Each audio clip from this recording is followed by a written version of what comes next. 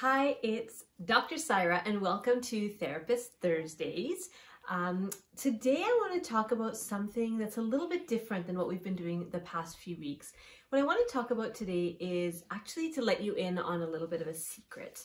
So when all of this is over, this epidemic that we're in, pandemic that we're in, we're going to be telling stories about it. Right? So if you think of the big world events that have happened over many decades, there's always a way that it's written about. There's always a way that history places that particular event.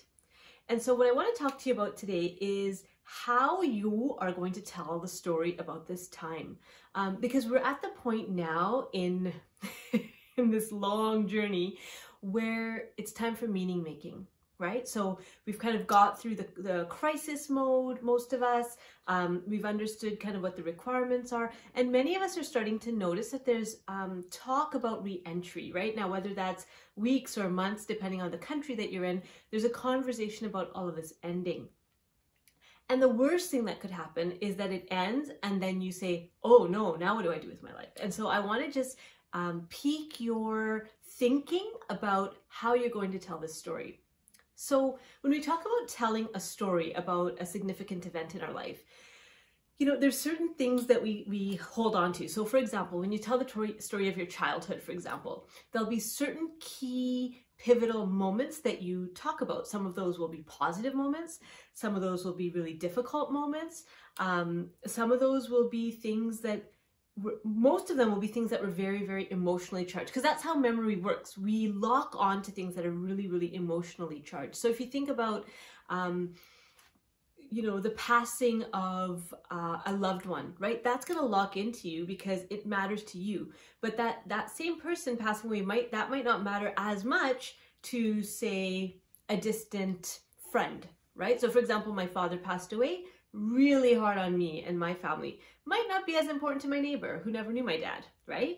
Because I live in a different city and they never connected. So the things that are emotionally charged for us is what we're actually going to lock into memory. And so when you think about these past few weeks, I would encourage you to look back and say, what have been those really meaningful moments? And I know for some of us who maybe have had a little bit more time to be during this crisis, it might feel like you haven't done much, but what I would suggest is that maybe you haven't done much out here in the world, but perhaps this has been a time of some inner work that you may or may not be aware of. People are calling me talking about their dreams.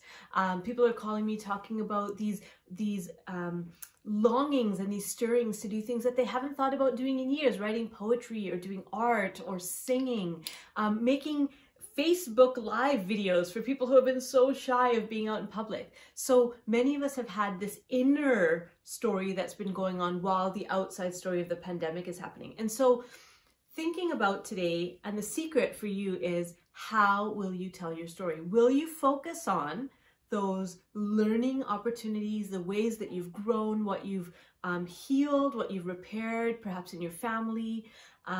Or will you talk about the constrainment and the restriction and what you lost? How you tell the story is actually going to determine your trajectory when this thing is over, right? And so I would just encourage all of us to really think about and be really deliberate about how are we telling our story of this crisis, but also of our lives in general. One of the things I always say to my clients is, when you change your story, you change your life. And that's kind of what therapy is. It's going in and telling these stories or revisiting these stories that were mostly people revisit the stories that were quite difficult. And with the therapist, with a counselor, you work together to find meaning, to make meaning in that story. How did that event make you the person that you are today? How did it bring out the qualities in you that you now admire about yourself and other people admire about you?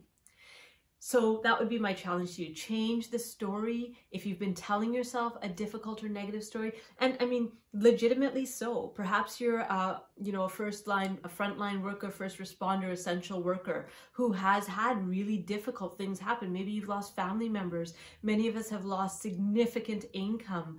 You know, I know for myself, we launched our wellness center about 10 days before lockdown. So, you know, there's had to be changes that we've made. And yet we can see this as a trampoline. We can see this as an opportunity to grow in a different way and to stop that busyness, that like mindless busyness that so many of us are in. So those are my thoughts about the secret to how to tell your story, not only about what's happening now, but your life story in general.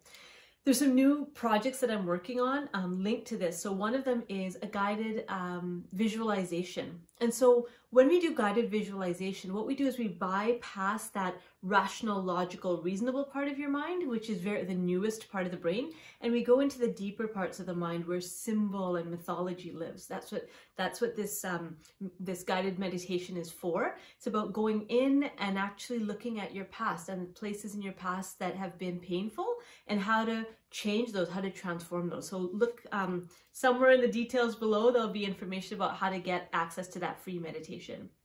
I will be doing these on a regular basis, even, once things have settled down, because I want to be in touch with you and I want you to know that there's someone out there rooting for you. Even though I may not know you personally, I can feel all of these people that are plugged in, and we're doing this together.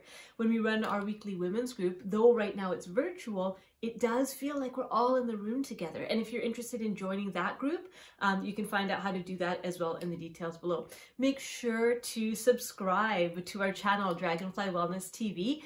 Like this video if you like it, pass it on to others if you think it'll be useful, and leave me a comment below about what's your story. What story are you going to be telling about these last few weeks? How are you going to explain this in 10, 20, 30 years to the next generation of people coming up about what this meant for you and for your family and your community?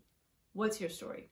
So those are my thoughts for today. I hope to see you again next week on Therapist Thursdays. This is Dr. Saira. Take care.